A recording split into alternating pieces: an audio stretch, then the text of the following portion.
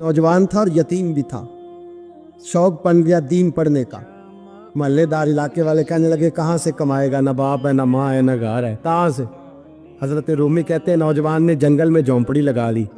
वहाँ वो सुबह मदरसे जाता, शाम को जंगल में रहता, वहाँ अल्लाह अल्लाह करता, सबक याद करता। एक दिन बादशाह की बेटी रास्ता भूल गई, जंगल में आई सहेलियों के साथ, बॉडीगार्ड भी साथ थे, पर रास्ता भूल गई।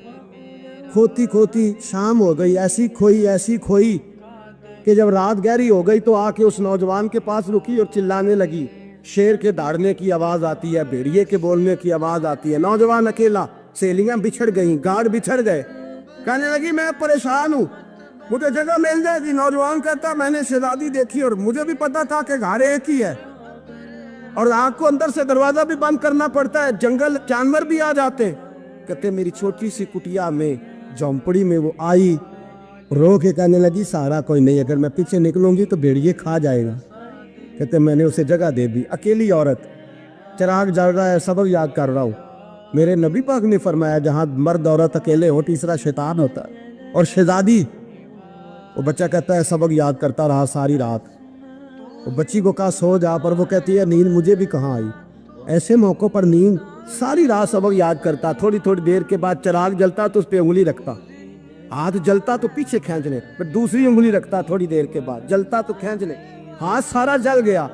सुबह किरणें चमकी तो कहने लगा चल निकल जा, दौड़ जा, बस बड़ा सब्र का इम्तिहान हो गया, चली जा। शहजादी बाहर निकली, सिपाही ढूंढ रहे थे। बादशाह खुद जंगल में निकला हुआ था, मेरी बेटी मिल गई। बादशाह तन्हाई में जाके कहने लगा बेटा मैं दुनिया को बताऊंगा कि मेरी बेटी खोई नहीं थी, सिपाही साथ ही थे। ये बड़ा मुश्किल होता है, बेटी तो भूल के भी रात कहीं रह पड़े तो लोग जीने नहीं देते, तो बेटा मुश्किल हो जाएगा मेरे लिए। कहाँ थी? उसने कहा नेक नौजवान के पास। उसने कहा बेटा मैं तो तेरी बात मानूंगा पर दुनिया नहीं मानेगी। अगर उस नौजवान ने किसी को बता दिया कि तू उसके पास थी तो फिर लोग मेरा जीना मुहाल कर देंगे। बेटा मैं मर जाऊंगा, मेरी मजबूरी ये है कि वो कहीं राज ना उगल दे वो नौजवान, उसे कत्ल करना पड़ेगा। औरत ने मिन्नतें की, उस बेटी ने कहा मेरे मौसम को मारोगे, रोई। और वो कहने लगा मैं बादशाह हूँ, मेरा अपना वकार है, मैं उसको छोड़ नहीं सकता। गिरफ्तार कर लाए सिपाही। वक़्त तय हो गया सजा का।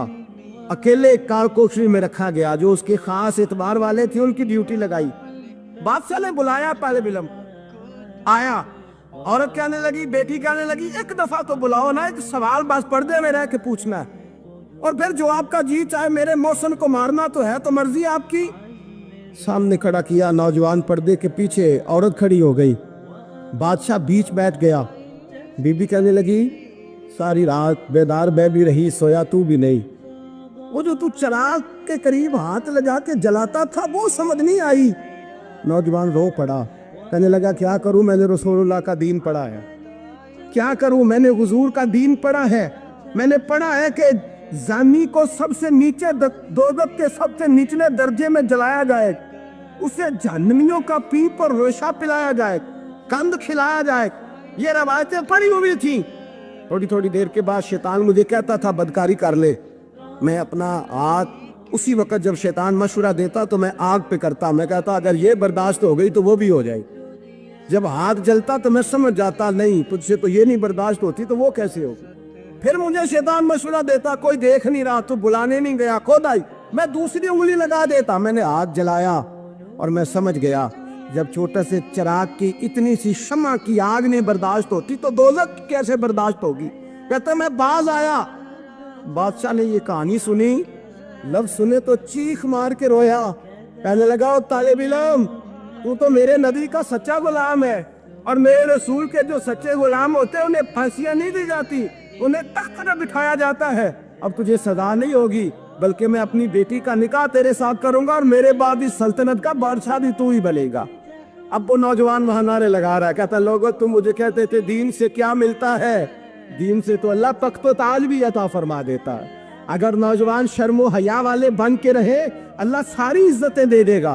देखे ना अल्लाह के फजल से इज्जत मिलती है और जब कोई इज्जतदारों जैसा काम ही ना करे। एक बात और अर्ज करनी है पर वक्त थोड़ा रह गया। जवानों मैं ना जब कभी परेशान होता हूँ ना तो मैं ये वाली बात खोल के पढ़ता हूँ। वाला ये बात ढारस बनाती है, ढारस توانائی دیتی ہے, پورا مضمون باندھا ہے. اعلیٰ حضرت کہتے ہیں بہروپیہ تھا, مداری, روپ بدل بدل کے دکھایا کرتا تھا, بادشاہوں سے انعام لیتا تھا. ایک دن اورنگزیب عالمگیر کے پاس آ گیا, کہنے لگا میں روپ بدلوں گا, اگر آپ پہچان نہ سکے تو میں انعام لوں گا. آپ نے فرمایا میں کوئی ایسے ویسا بادشاہ نہیں, کہا مجھے دھوکہ دینا مشکل ہے. کہا نہیں, میں روپ بدلوں گا. حضرت اورنگزیب عالمگیر بڑے نیک بادشاہ گزرے, بڑے پرہیزگار. وہ بے روپیہ کہنے لگا میں روپ بدلوں گا, آپ نہیں پہچان سکیں گے. فرمایا چل جتنا تیرے اندر زور ہے لگا لے. حضرت نے اعلان کیا کہ میں نے فوجی بھرتی کر دے, 2 ماہ کے بعد ٹیسٹ ہوگا. وہ 2 مہینے دوڑتا رہا, رنگ روپ بناتا رہا, آیا ٹیسٹ دینے, 2-3 سپاہیوں کا امتحان لیا. اس کی باری آئی تو 10 روپے دیے, کہنے لگے تیرے آنے جانے کا کرایہ میں نے تجھے پہچان لیا ہے. کچھ دنوں کے بعد جانے لگے سفر پر, تو بھکاری آ گئے خیرات مانگنے. اس نے بھی سارے منہ پر سیاہی مال لی, کپڑے پھاڑ لیے, سر کے بال مڈا لیے, پگے تک کٹا لی, بدرنگ ہو کے آیا. کاسا آگے کیا تو حضرت نے 10 روپے ڈالے, کہنے لگے تیرے آنے جانے کا کرایہ میں نے پہچان لیا ہے. کچھ دن گزرے تو ٹیچر کی ضرورت تھی, اس نے مونچھیں بڑی کر لی, داڑھی نکلی لگا لی, سر پہ جنا کیپ پہن لی, ایک شیروانی لے لی اور ہاتھ میں چھڑی پکڑ کے آیا. کہنے لگا میں استاد ہوں, 2-4 بندوں کا امتحان لیا, اس کی باری آئی تو 5 روپے دیے, 10 روپے دیے, کا تیرا کرایہ میں نے پہچان لیا. 2 سال گزر گئے. وہ جب بھی آتا حضرت پہچان لیتے. ایک دن سفر پہ جا رہے تھے, بہت بڑا لشکر تھا, جہاد کرنے جا رہے تھے اورنگزیب عالمگیر. تو دیکھا ایک پہاڑی ہے, پہاڑی پہ لوگ جا بھی رہے ہیں آ بھی رہے. اورنگزیب عالمگیر پوچھنے لگے یہاں کیا ہے؟ کہنے لگے بابا جی بیٹھے ہیں دعا کرتے ہیں, اللہ کے نیک بندے ہیں. اورنگزیب کہنے لگے یار پرانے لوگ سارے ہی اللہ والوں کو مانتے, یہ بھی مصیبت آئی ہے جتنی نہیں آئی ہے, سارے لوگ ہی مانتے. کہنے لگے ذرا میں دعا نہ کرا لوں, بچے کام جا رہا ہوں. اورنگزیب بادشاہ تھے, بادشاہ لوگ نازک مزاج ہوتے ہیں. گھوڑے سے اترے, بڑی مشکل سے پہاڑی پہ چڑھے, اوپر گئے تو لائن لگی ہے, بابا جی غار میں بیٹھے. کہنے لگے میں نے ملنا, میں اورنگزیب ہوں. انہوں نے کہا ہمارا بابا اس طرح کا پیر نہیں کہ امیر آئے تو رنگ اور ہو, غریب آئے تو اور ہو, یہاں اگر ملنا ہے تو لائن میں لگ جاؤ, سب ایک جیسے. اب لائن میں کھڑے ہو گئے, 50 آدمی آگے تھے, کہتے 51واں نمبر تھا. تھک گیا دھوپ میں کھڑا کھڑا. جب میں پہنچا غار کے دہانے تو میں نے بابا جی کے چہرے پہ نظر ڈالی تو بڑا نورانی چہرہ, بڑی خوبصورت لب و لہجہ. میں نے کہا میرے جیسا آدمی بھی پگڑی باندھ لے تو اچھا لگنے لگ جاتا ہے, بڑا خوبصورت انداز. کہتے ہیں میں ان کے پاس اتحیات کی حالت میں بیٹھ گیا. میں نے کہا حضور میں جا رہا ہوں جہاد کرنے, دعا کرنا. بزرگوں نے ہاتھ اٹھائے, اللہ اس کی مدد فرما, دین کو غلبہ عطا فرما, اسے دین کا سچا پکا سپاہی بنا. پھر تھپکی دی, 2-4 نصیحتیں نکال ڈالی. دیکھنا ظلم نہ کرنا, زیادتی نہ کرنا, جب تم جیت کر نہ کرنا, غرور نہ کرنا, نصیحتیں بھی کر دی. کہتے ہیں اب جب میں اٹھا تو 2-4 دینار بطور نذرانہ مسلح کے نیچے رکھے, اور الٹے قدم جب میں غار سے اترا انہوں نے رومال جاڑا روٹ کے کھڑے ہو گئے. کہنے لگے آج نہیں تو نے پہچانا, آج نہیں تو نے پہچانا, میرا انعام بنتا ہے, آج نہیں پہچانا, لا پیسے.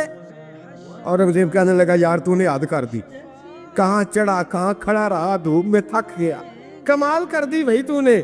بتا تو کیا لے گا, اب تو جلدی بتا, وہ کتنے لوگ پیچھے دھوپ میں کھڑے ہیں, لشکر سارا کھڑا ہے, کیا لے گا؟ اس نے کہا سب سے قیمتی ہیرے وہ ہے جو تیرے سر کے تاج میں لگے ہوئے, مجھے تیرا تاج چاہیے.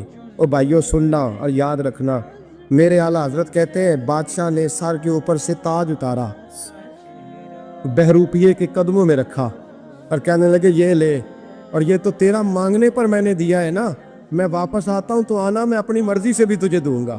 تو نے اورنگزیب جیسے بندے کو دھوکہ دیا, آنا میں اس وقت بھی دوں گا. وہ دیکھ کر بس بات ختم ہو گئی, حد ہو گئی. دیکھ کر کہتے ہیں جب میں پلٹا نا واپس, بہروپیے نے آواز دی بادشاہ ٹھہر جا. تو میں نے پلٹ کے دیکھا تو کہنے لگے یہ اپنا تاج لے جا, اٹھا اور لے جا. میں نے کہا 2 سال بیت گئے تجھے محنت کرتے, آج قابو آیا تو لے جاؤ. کہنے لگا لے جا, مسئلہ سمجھ میں آ گیا. میں نے کہا مجھے بھی تو سمجھانا. کہتے ہیں وہ پھوٹ پھوٹ کے رویا, اس کی آنکھیں برس پڑی, سیلاب کی طرح آنسو بہہ نکلے, تڑپا اور رو کے کہنے لگا بادشاہ میں نے جھوٹ موٹ رسول اللہ کی غلامی اختیار کی تھی, جھوٹ موٹ کی داڑھی, جھوٹ موٹ کی پگڑی, جھوٹ موٹ کا فقر, میں نے جھوٹ موٹ نبی پاک کا لباس پہنا ہے, تو تیرے جیسے بادشاہوں کے تاج میرے قدموں میں آ گئے ہیں. अगर मैं सचमुच रसूलुल्लाह का गुलाम बनूंगा तो अल्लाह क्या कुछ अता फरमाए, अल्लाह कितनी नेमतों से नवाजे। मेरे आला क्या फरमाते हैं, आला हज़रत फरमाते हैं फरिश्ते भी करते हैं ताज़ीम मेरी। कौन जी? अल्लाह। ऐसा अकीदा भी कम मिलेगा जो बरेली के इमाम का अकीदा है, ऐसा भी कम। कहते हैं फरिश्ते भी करते हैं ताज़ीम मेरी। क्यों? फरमाने लगे फिदा हो के उन पर ये इज्जत मिली। बगदाद के एक दरवेश आलिम थे, तो वो जब भी नमाज पढ़ाते ना तो किसी ताजर की 2 बीवियों के बारे में दुआ मांगते। तो जो है मेरी बात पर, नमाज पढ़ाते तो कहते अल्लाह उस ताजर की 2 बीवियों को अपनी ख़ास रहमतें अता फरमा। एक दिन लोग उनके गिर्द इकट्ठे हो गए, कहने लगे बाबा जी बताएं तो सही वो बीवियाँ कौन थी जिनके लिए आप दुआ मांगते। तो फरमाने लगे मेरे शहर का एक ताजर था, बहुत बड़ा ताजर था, मालदार था पर बे औलाद था।